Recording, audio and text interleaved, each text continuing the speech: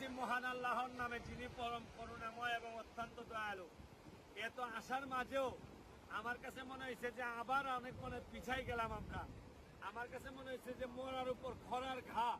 আপনারা খেয়াল করে দেখেন, এইটা হচ্ছে কি সুনামগঞ্জের রাস্তা, রাস্তার পাশেই আমরা দাঁড়াই আছি। তাও ত্রাণ নিয়ে আসছিলাম, আইসা দেখি পুরা রাস্তা বন্ধ হয়ে গেছে। এখন আল্লাহ মাহবুব জানে যে খাবার যদি পৌঁছাইতে না পারি সুনামগঞ্জে, এখন রাস্তাতে যাওয়ারও কোনো উপায় নাই। এটা যাওয়া বলে জায়গাটার নাম গোবিন্দগঞ্জ এবং সাতকের মধ্যখানে একটা জায়গা।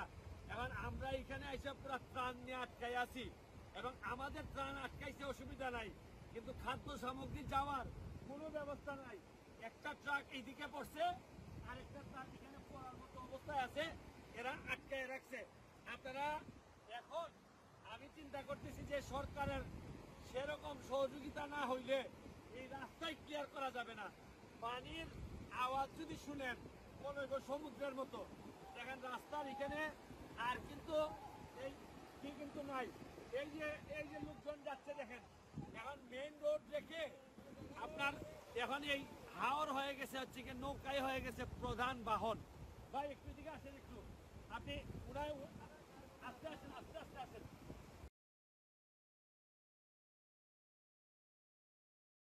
দুঃখের বিষয় হচ্ছে গিয়ে রোডস এন্ড হাইওয়ে বলেন, এলজিডি বলেন, একটা লোক এই জায়গার মধ্যে নাই।